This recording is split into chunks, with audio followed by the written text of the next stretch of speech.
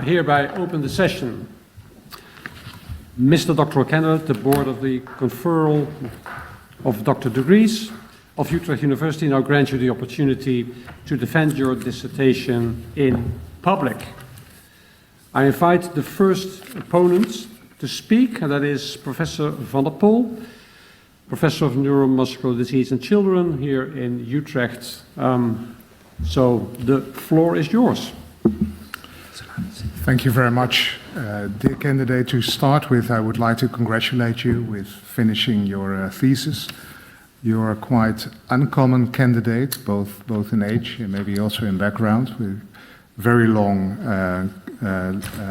curriculum and lots of publications.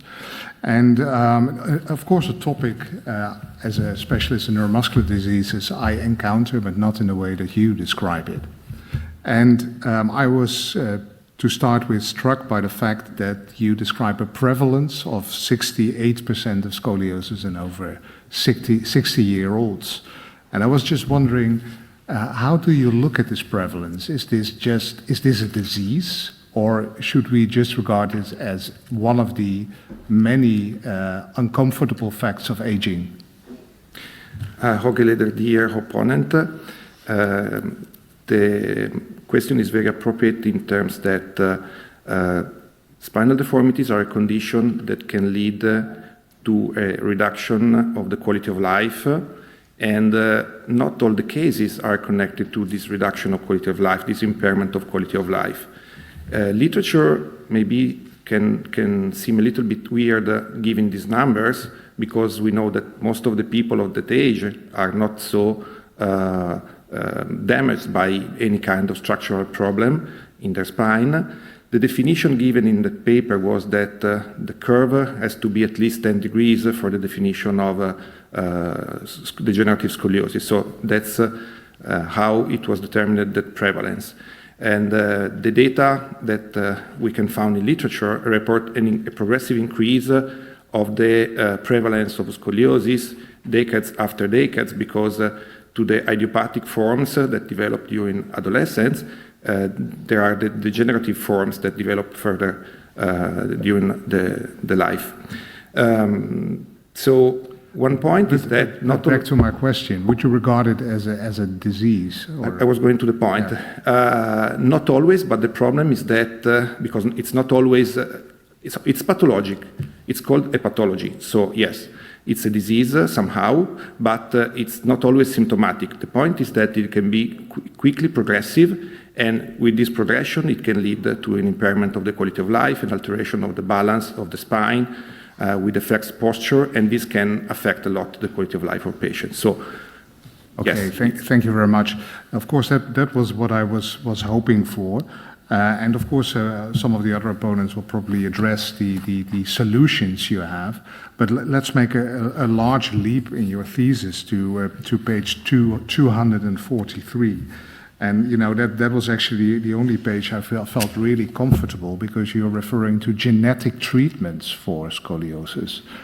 And I was just wondering, was that just a slip of the pen, especially when we're looking at an aging population where we need therapies?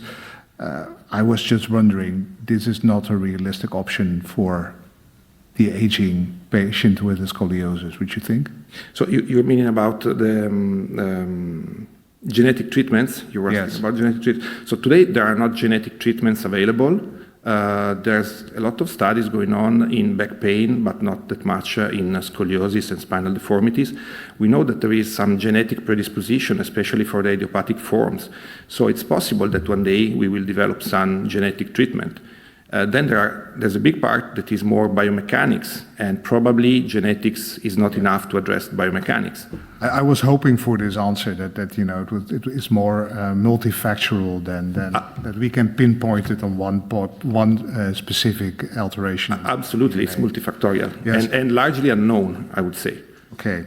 Well, maybe my next question it refers to chapter 2, your systematic review. Yes. And there's a wonderful drawing, probably from one of your family members. Yes, exactly, my son. Okay.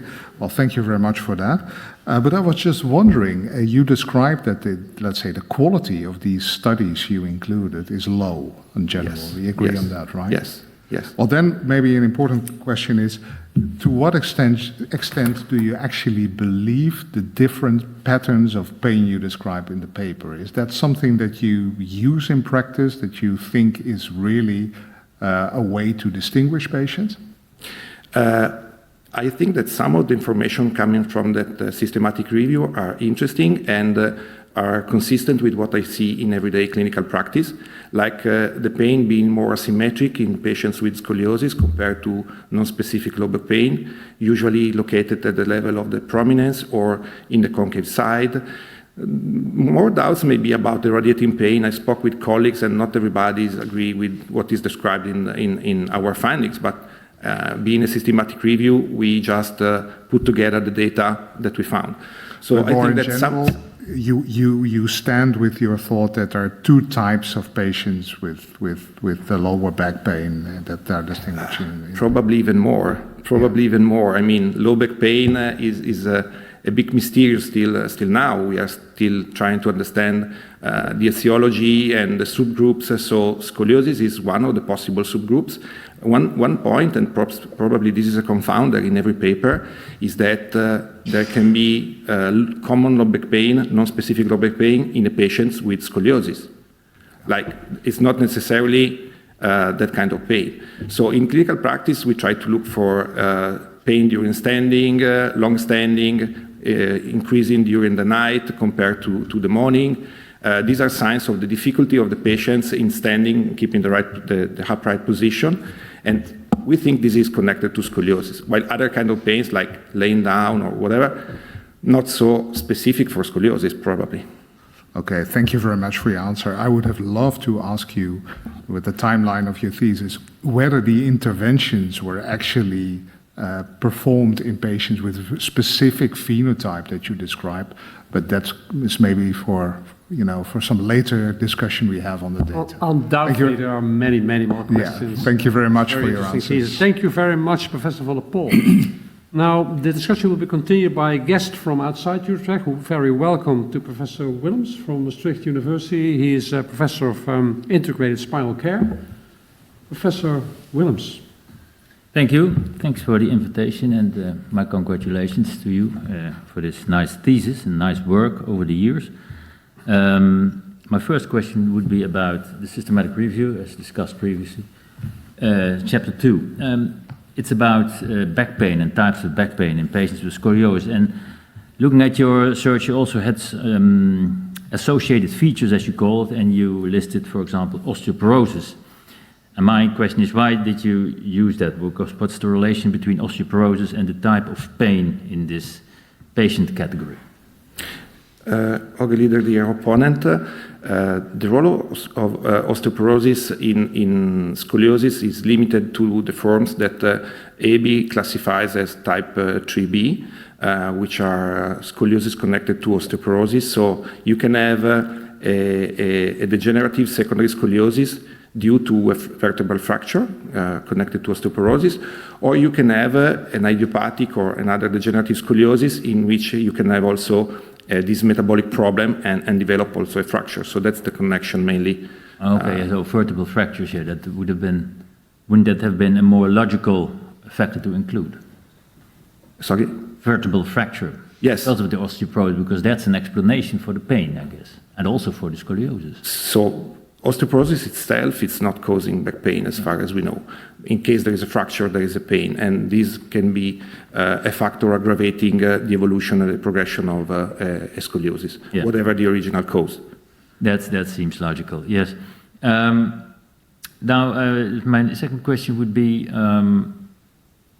you try to differentiate and grasp certain patient characteristics, pain characteristics for your diagnosis, but you can also make a diagnosis on, for example, the basis of X-rays.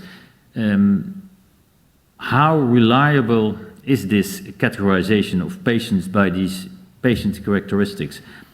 Do you have, if you compare them, for example, to X-rays, do you have sensitivity or specificity? Can you tell me how reliable, if when I'm a GP and I see certain patient characteristics, I think, well, that should be this type of scoliosis. How reliable is this? So as far as I know, there is no study about that, considering the clinical picture and connecting that to the diagnosis. The diagnosis of scoliosis is well defined. It's a curvature larger than 10 degrees on the coronal plane, associated with rotation and an alteration of the sagittal profile. That's the definition. Then about the clinical features, they are quite variable because there are patients with severe scoliosis who have no symptoms, so we can't rely on the symptoms and that kind of clinical picture to define the deformity. So they are, the point is that we know that some kind of deformities, and especially when they are progressing, are causing disability, impairment, and back pain. But there is no study today, as far as I know, reporting the clinical feature of pain to make the diagnosis to the patient. Do you think when analyzing patients with back pain, whether they have scoliosis or not, that you, when you evaluate them, always should take an X-ray? Good.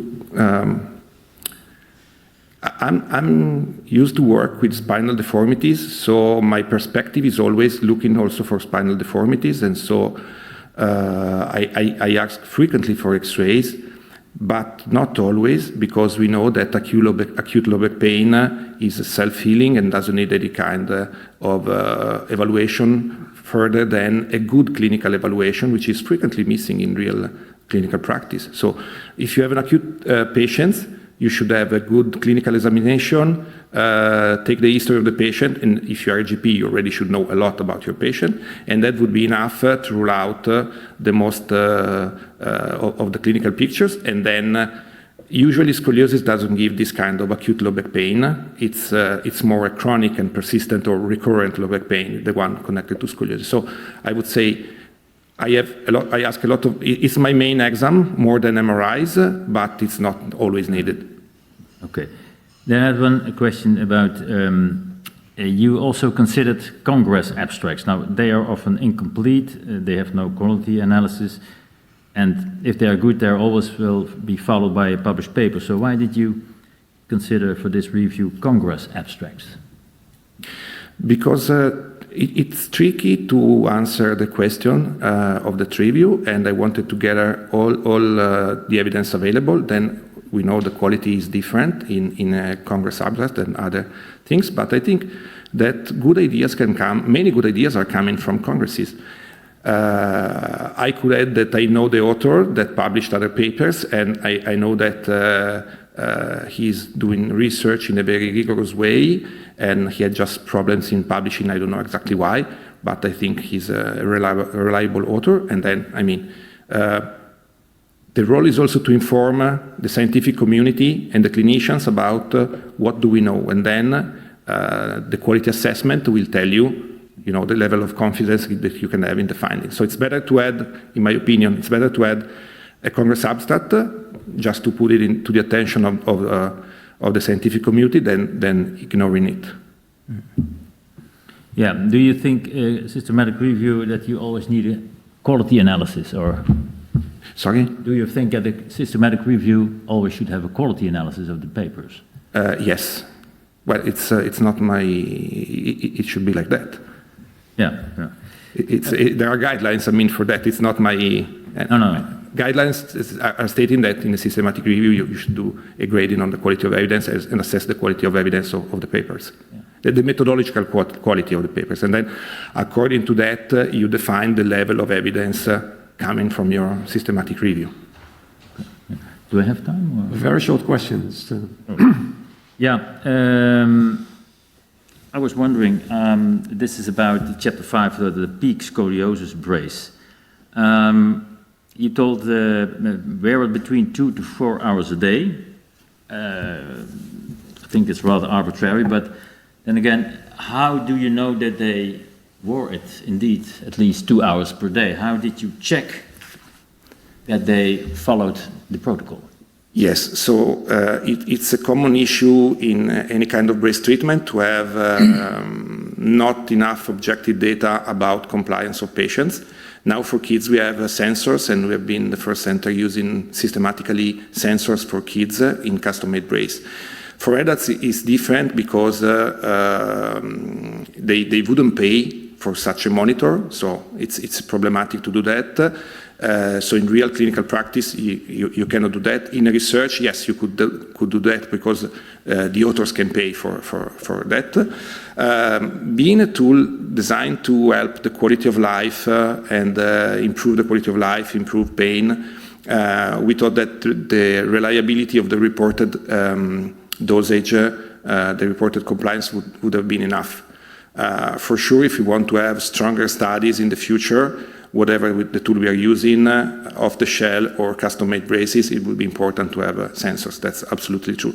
The point is that when we designed that study, there was almost nothing in the field, and this was the first one with certain characteristic addressing specifically the scoliosis in a little bit more three-dimensional way. And so we wanted just to have a first study, understand what was going on, it can help or not, and then moving forward to new research. Okay. Thank you. Thank you very much. Thank you. Thank you, Professor Willems. Now the discussion will be continued by Dr. Kempen from the OLVG Hospital. So he's your orthopedic surgeon. So the floor is yours. Yeah, dear candidate, also my compliments with the completion of your thesis, and also my compliments to your team. I was really happy to read your thesis, and especially the papers about bracing. Bracing is of course done a lot in children, but in adults it's less common, and there are less publications about it. But if we go to those chapters, I was wondering, why did you choose these primary and secondary outcomes for those studies? You're speaking, leader, dear opponent, you're speaking about the nighttime bracing? All study, because you chose the pain as a primary outcome and the questionnaires as a secondary. Yeah, yes.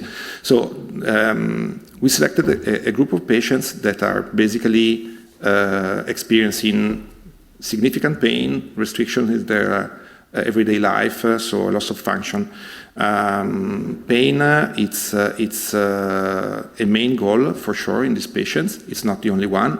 So we started from that, and we want, because when patients come to your office, the main complaint is always, I have pain, please help me with my pain. They don't think too much about the limitations. Sometimes they tell you have to investigate a little bit more. So probably, at least in their mind, you have first the pain and then you have the function. I agree that we should help patients also in a different way, switching a little bit more from focusing on the pain and more on function. And this is a lesson that we can learn from non-specific low back pain treatment, where you focus more on function than on pain. And literature now is moving in that direction. But as a first exploratory study, I thought it was easier to focus on pain. And then what we found is that you have mainly a good result on that, not enough on function, and then we can debate a lot about why not so much help in function, or there are many possible explanations. Too low dosages, not enough effective as a tool. Another possibility is that the way we are measuring quality of life in this patient is not appropriate. Like, we don't have the right questions in the questionnaires we are using for this kind of patient, so we should maybe think about something different. There are many possible explanations. I fully agree with you, and that's also one of the basics for asking this question, because in the Netherlands we have a public healthcare system where bracing and things are reimbursed by the insurance companies, and the Dutch healthcare authority decides what's reimbursed and what's not. And they really are strict to the minimal clinical important change, which is 2 points on the pain scale. And it's just not reached. So from that perspective, with your study in the Netherlands, the patient would not get the brace reimbursed, which is a problem because we lose one of our tools. If we need to set up further studies, what would you think would be the best way to go to make sure that we realistically show what the benefits of the brace are, but also avoid that patients are not do not get these reimbursed? Well, I think that it's fair that considering the problems and the issues in many health systems, like the Italian one, we don't provide treatments with low evidence or no evidence. And I think it's a challenge for people like me and my colleagues to try to prove that what we are doing is really helpful. So we focused on the minimally clinically important difference because we don't want just to give the average, because the average in such a small population is a little bit biased by, high responders. For example, you need just a couple of patients with a very good response, and then you can have your average or median very high, and you can say it works very well. We wanted to see how many patients were responsive to that. So one possibility is to have a larger group of patients in a further study and try to understand who is going to benefit from the brace, because probably, more than probably, in my humble opinion, there are more subgroups that we need to make also in these patients. So some will respond, others no. I don't know why now, because it's just what I'm thinking for for the future. If I understand correctly, you would stick to the patient-reported outcomes. I don't think in future studies. I think we need to develop better outcome measures, but basically focused on them, like PROMs. So I think that's the way. I don't think there is another objective way to measure that. We can measure function. We developing some specific test. Yes, of course. But for example, if we move a little bit the topic to the spinal stenosis, still now there is a big discussion about tests like the 6 minutes walking test, or tests that are more on function and not just based on the report of the patient. But there's still a debate also in that field. And how about the sensors that you already told Dr. Willems about? So the sensor now, I was talking about those to be put in the brace to see the real compliance. Then there can be also function sensors, and there's a lot. Spinal stenosis again is one of the fields where it's applied, and they are now moving forward trying to compare sensors in for example in smartphones and sensors put in the watches. Because it's different the way they measure. So I think that there is a lot of room in a lot of chances for the future to develop this. I don't know how in scoliosis we can use sensor. It's something I never thought about so far. I was more focused on the PROMs because I think that's crucial. Yeah. Right. Thank you very much. Okay. Thank you very much for your contribution, and thank you for coming to Utrecht, Dr. Kempen. Then the discussion now will be continued by Professor Van Rijn from the Utrecht University. He is also Professor of Orthopedic Surgery. Thank you so much. The floor is yours. Compliments and congratulations with this wonderful thesis, as well for the promotion team, of course. Most of the research about scoliosis is done in children. And I was wondering whether we could translate this research into the treatment for adults. Can we say that our adults are just big children? So we don't have to do all the research anymore. Dear opponent, I think that we have done that for several decades, like having more research in the field of kids. We try to apply similar principle in adults. One of the masters of my team, Paolo Sibilla, used to do casting in adults and very aggressive braces. Also in France, in Lyon, they used to do this approach with adults.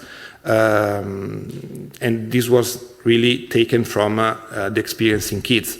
I think that adults and kids are a little bit different. There is always this imbalance of the spine, but the possibility of adults to compensate the deformity is much, much lower. So this makes a big difference. Okay. And the other difference is the growth. There is no more growth, and so the bony changes are still there, but are slower. So first there are changes in the posture, later on there are changes in the deformities that can progress even a lot. So we have maybe more time to act. So first correcting the posture, and then preventing, hopefully, some of the degeneration. I don't think that we can prevent all the degeneration. I think part of the degeneration also is like part Right. of... I think we agree, yeah? They are different. They are not large children. But still, to continue with the children, what you mentioned is that curves less than 30 degrees, when the children fully grows, they tend to appear stable, but over 50 degrees there's progression.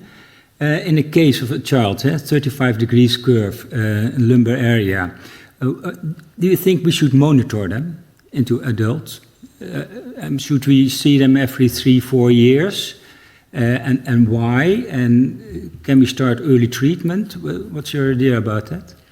So actually, in this moment, in our institute, we monitor every patient that was treated during childhood, and we monitor also those who arrived too late to have a treatment, just because that's a statistic. We know that below 30, usually the spine is stable, but it's not in every case. I've seen patients with less than 30 degrees progressing during adulthood. So since we don't have a specific tool to predict the history of that single patient, monitoring is very important.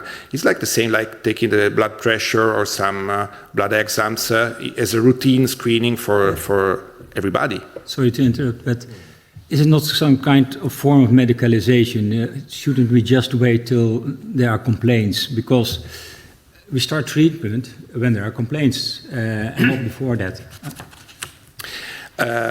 It could be. We try not to do that. In terms of the way we manage patients, we tell them just to be active, to have a healthy life, to move a lot, to do sports, and just some time over time come for a check. Again, it's like the blood pressure or general blood exams. I don't think that's medicalizing people. It's just a routine monitoring that should be done. Thank you.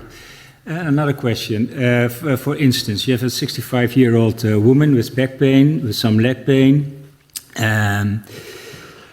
You already discussed whether to make an X-ray or not, but you made in this situation an X-ray, and there's a degenerative scoliosis, 35 degrees. In another case, more or less the same case, you make an X-ray, and there's an idiopathic scoliosis of 40 degrees, both at the lumbar area. How does this influence your treatment protocol? So first I would try to understand if there is a connection between that specific pain that developed in that moment is connected to scoliosis or not. Because as I was saying before, acute low back pain is commonly quite different from pain coming from deformities and tends to improve spontaneously. So after that, I would start discussing with the patient. So let's say that we heal the pain. It was maybe an acute pain and it goes by itself. We just manage, just help the patient. After that, we have this deformity that we have to manage. So I propose the patients, for the minimum is to be active and to come back like every year for a check. Because if she's 65, it's time to have a continuous control and monitoring of what's going on, because there can be a progression. Especially if we don't have previous data, like we don't have a history of what was going on with her curve.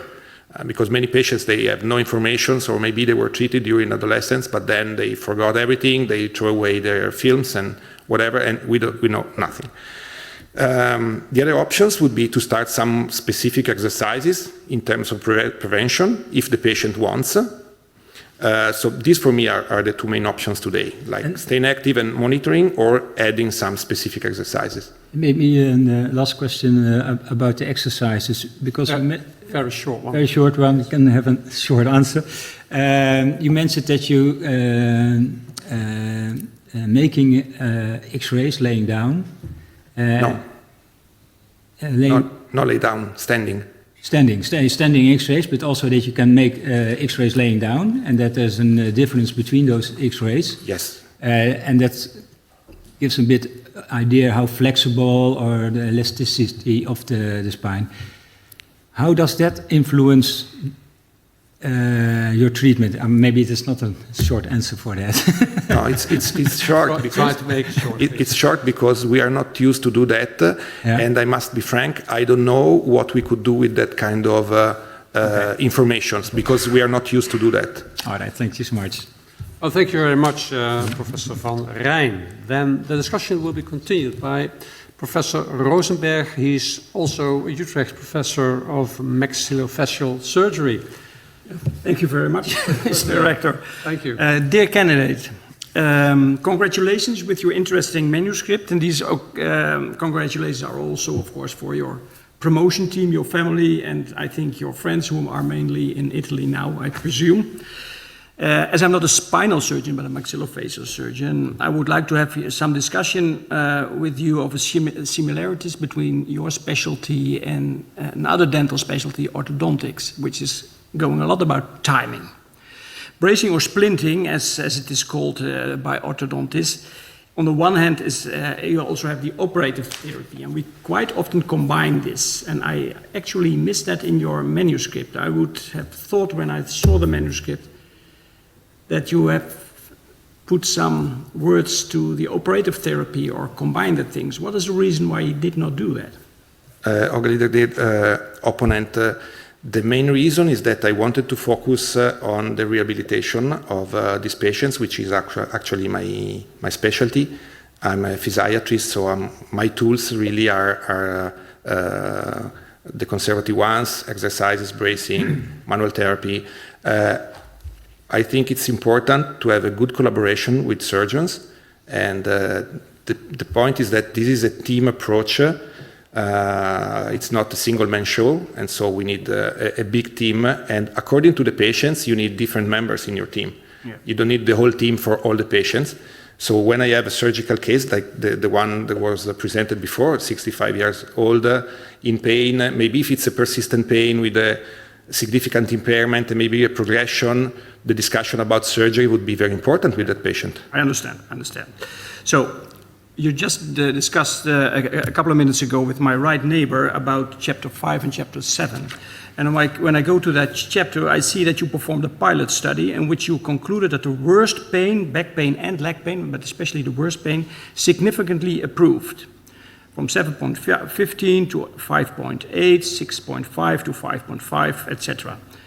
But the problem I have, you described that these pains, the sharp edges of the pain are gone. But the pain still is there.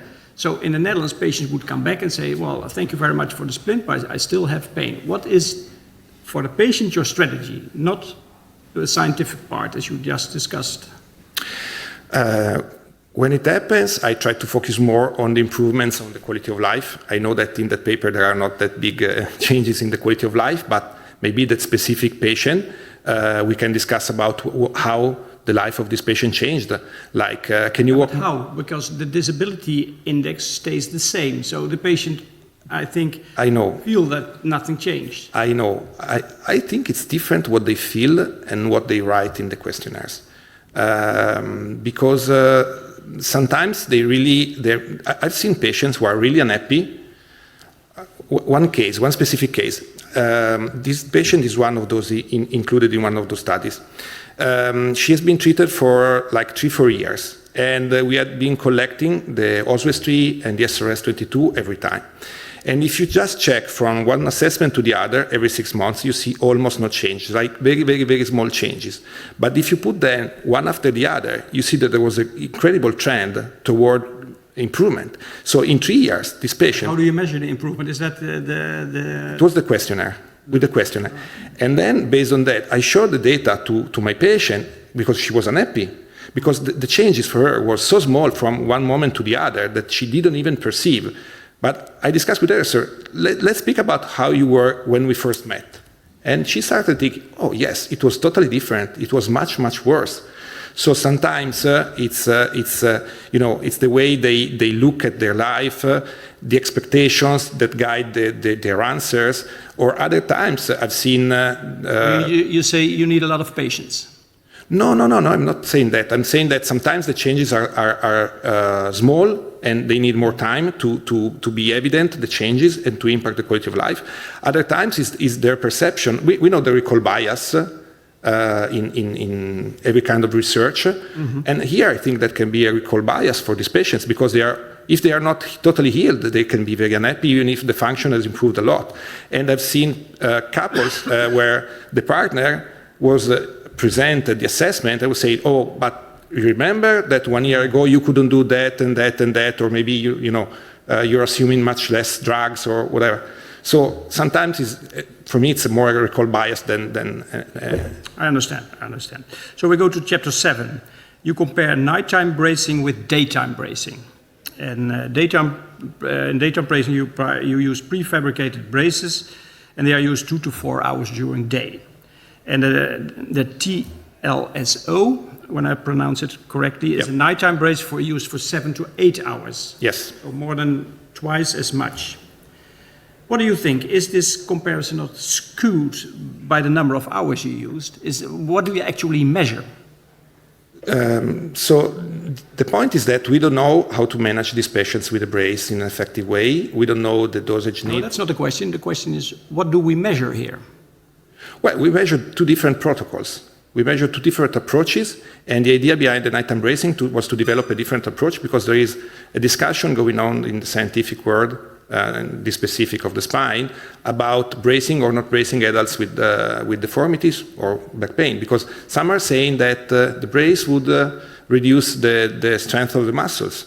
Others say no, because if you use a brace just part-time. Yeah, but if you say the muscle activity during the night is less than during the day, would the experiment not be more correctly if you use the daytime brace, the prefabricated ones, 7 to 8 hours? So, for example, during working time or something like that. Maybe not, because the point again is to try to see. To develop a better protocol for patients. Using the brace during the night puts everybody in agreement that there is no negative impact on muscles, and then they can sleep during the night in a more straight position. That was the rationale behind trying this kind of approach. And then the comparison was like a convenience comparison, because were my own data, and I had those data developed with that kind of brace and dosage. And we should maybe do further research about the dosage during the day. Now I'm trying to, when I work with my patients, I try to guide them, leaving them quite free to experiment, and I try to learn from their feedback, and then it will guide to further research. But I think it's not a big deal to have these totally different protocols. We're just comparing different protocols. The chairman is sitting forward, so we have to finish the discussion. Thank you very much. Very well noticed. Thank you very much, Professor Rosenberg. Now the discussion will be continued by another guest of outside Utrecht, Professor De Kleuver. Welcome from Radboud University in Nijmegen. He's also Professor of Orthopedic Surgery. The floor is yours. Thank you. Dear candidate, I'm the last one. I've got several questions. But let's start with chapter 4. You compared the ODI to the SRS-22 in outcome. And you refer to one of my own papers, talking about the SRS standard outcomes, so thank you. But you suggest you cannot discriminate between low back pain patients and patients with a degenerative scoliosis, so again, aging, disease. But both these scores are focusing on different aspects of human functioning, but they also miss certain domains. So the ODI measures back pain, the SRS measures, for example, also appearance, but there are several critical parts that they do not measure, which might help distinguish between the two diseases or two entities. Would you like to speculate on some measure items, questions that you would put in a problem that are not in the SRS-22, that is not in the ODI, that would help for scoliosis distinction? Okay, leader, opponent, That's a perspective very interesting to try to find better questions and better points to measure in these patients. And that was the result of the study, like not being so happy. I'm speaking about myself, about what I found. So usually their problem, a question could be like, how do you feel in the evening compared to the morning, for example? Usually they feel worse in the evening than in the morning, because after many hours standing or moving around, they are worse. Or during the day, how it goes. Is it the pain increasing during the day? These are the things that usually... And then which pain would you talk about? In terms of localization, or most of the patients complain about low back pain. I know that surgeons have a little bit different perspective, because they see usually more severe cases, and probably they see more radiating pain that we see. So I think that the environment where we found these patients and we look at these patients can also give different directions to questions and because if we go to the drawing by Fabio Zaina on page 33, I see a difference between the two, not just the symmetrical or asymmetrical back pain, but if you look at the drawing, what's the difference in the leg pain? So in the leg pain, this is what I found in literature. It's not my original data. It's more in the frontal part of the thigh when you have scoliosis, while when you have a radiating pain in non-scoliosis, it's more frequently posterior and going below the knee. I have a discussion with some colleagues and orthopedic surgeons mainly who were criticizing this finding. But I have to put in a systematic review, you put there what you find. But now we're going to speculate, we're going to leave the review. But do you think that especially in the surgical community, one of the drivers for surgery is not the back pain, but the neurogenic leg pain? If they have a rotatory slip at 2-3 or at 4-5, they develop the spinal stenosis or radicular pain. And that's often a driver for surgery rather than the back pain. Yeah. And we don't measure the leg pain. ODI doesn't measure leg pain. SRS-22 doesn't measure leg pain. We don't even ask. I would suggest to use the COMI, the Core Outcome Measure Index, which is one from which we based the collection of data in the Embrace papers. Mm-hmm. Because there are two questions very interesting. One is leg pain, one is back pain, and then you combine them and you have the worst pain. So you pick up the worst between leg and back. And it could be useful, for example, when you have a sciatica, because they complain about pain, but sometimes they are not so clear in reporting where is the worst pain. We have to go quickly. Because I have a question about, I'm going to skip chapter 5 and 6. I have a question about chapter 7. If you go to figure 1 in chapter 7, I'm not sure what the page is, you show a patient in a nighttime brace. Yes. What's the page number? 169. 169. And I was wondering, you say the nighttime brace is fitted without correction. 169? No. It's the 166. Yes. How do you fit the brace? Standing or lying down? So very quickly, we only have 2 minutes left. Yeah. The orthotist put the brace on, then the patient lay down, pull it towards the armpits, and we close it. Okay. It's done. But you're saying that there's no correction. If I look at the figure on page 166, I see quite a lot of correction. So the waistline on the left is asymmetric, and on the middle picture it's symmetric. So don't you think that the nighttime brace actually does create correction? Postural correction? Postural correction, yes, it's a goal. Structural correction, not that much. No, I have the X-ray of that patient. I didn't put it in the article. She has 10 degrees improvement. But it means with the brace on. But it means when they wear the brace at night, their spine is actually partially corrected. Yes. Okay. That's the idea. We try. Not for every patient is possible, because we brace also very stiff and old patients, and it's impossible to correct them. And would you postulate how could a nighttime brace that partially corrects the spine help during the daytime? We don't know. We know that patients tell us that when they wake up and they start their day, they feel more straight than when they are not wearing the brace, and so this helps. It's like you have extra power in your batteries, and you have more autonomy during the day. This is the hypothesis, but we need to further explore. Maybe we will abort the protocol one day about night embracing. I don't know. I'm confident that in some patients can be very helpful, but we need more data. Okay, thank you. And then last question on page 169. The bottom of the page, you talk about the MCID, and here the MCID is better for the nighttime brace, the TSLO group, than for the daytime brace. Yes, slightly better. Yeah. More samples, I wouldn't say.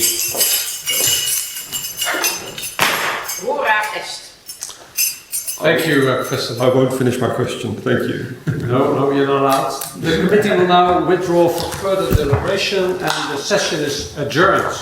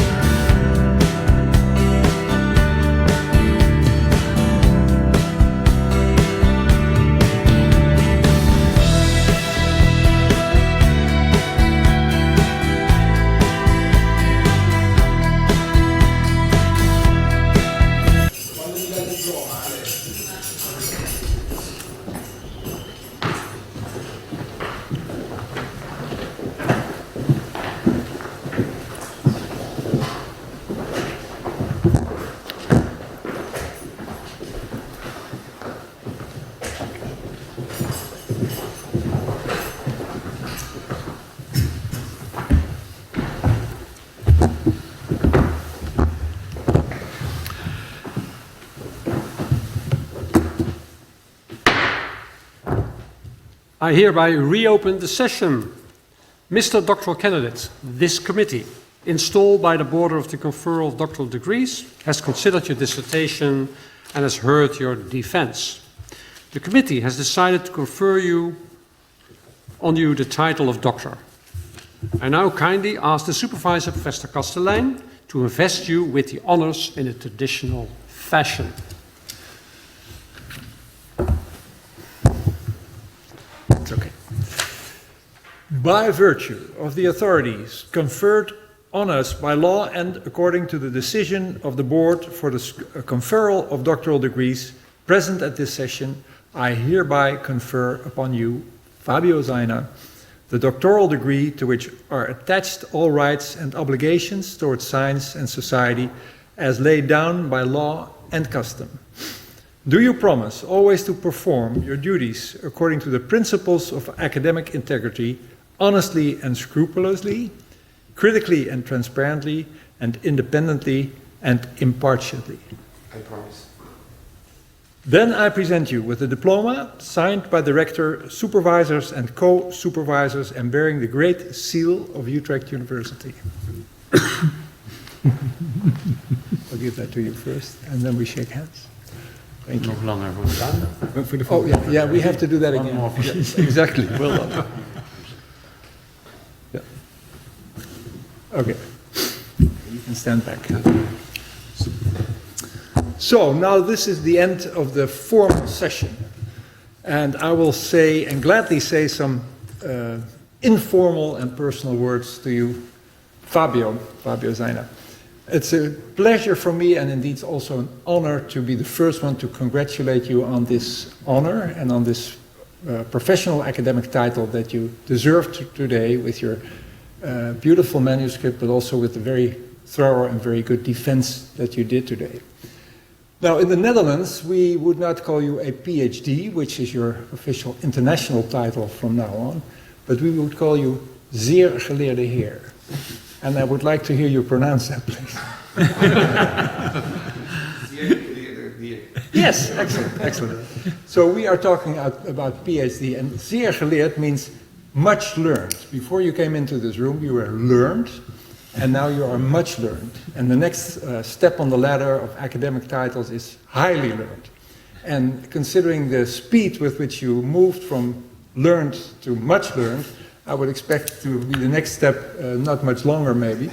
And I hope you, if that's your ambition, you'll be able to achieve that in a very short period of time. Now, what we are doing here at this moment is called the laudatio. And that word must mean something to you. I don't think I'll continue in Italian. But usually the laudatio is about the long journey that the PhD candidate and the supervisor and the supervisory team have had together with all the struggles of the candidate, where the extreme wisdom of the supervisor and all the knowledge that was brought in finally helped the candidate get to this point of achieving a PhD. Well, this has not been the case at all, not at all. I remember very well that only a short period ago you came to me and mentioned your ambitions to obtain a PhD, and I thought that is really wonderful that you come to us here in Utrecht to get that organized, because you had all the work already. You have been so prolific in your writing, and you've been, and we discussed that just a little while ago, that you have managed to build so many databases in Italy where many other countries are not able to do that on conservative treatment. So a lot of the material, basically all the material was already there. And the role of the supervisory team was really very minimal. It was only trying to structure and give a little bit of advice here and there. But then very soon a beautiful manuscript appeared that was really worthy of being allowed to this defense ceremony. And then after some preparation and practicing of the word hooggeleerd and zeer geleerd that we just did this morning, and that you have learned very well in that short period of time too, you were able to do your defense in a very adequate and very prolific manner, really showing how you mastered this difficult field of conservative treatment. Because surgical treatment is certainly not the final answer for these patients. I think it's very important we try to gather as much knowledge as we can on earlier interventions, less invasive interventions, maybe combining them with less invasive surgery, but it's a continuum that should not end with a surgical fusion from the back of the head to the pelvic bone. And I really appreciate your coming to Utrecht to put this on our agenda. And I want to really also, on behalf of the rest of the team, congratulate you from the bottom of my heart with your achievement. Thank you very much, and all the best in the rest of your career. Thank you. Zeer geleerde Sir, also on behalf of the Board of the conferral of doctoral degrees, I congratulate you on the honors with which we have bestowed on you. I think you did a great job just now defending your thesis. It was a very lively discussion, very passionate you were on your topic. I also really liked the international collaboration that showed this. I think we should do this much, much more. I think it just shows us how valuable this is.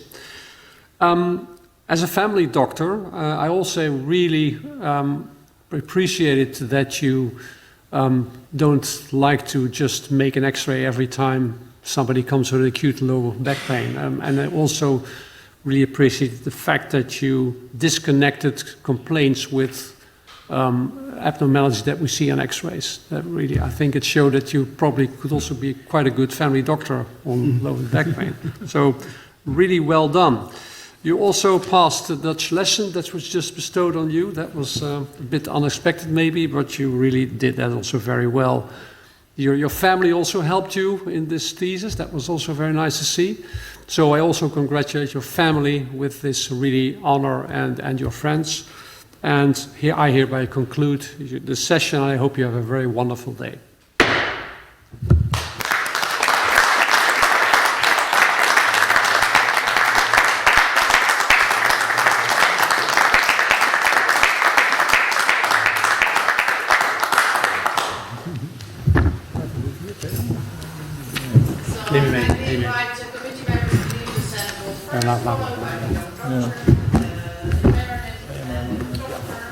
Ja.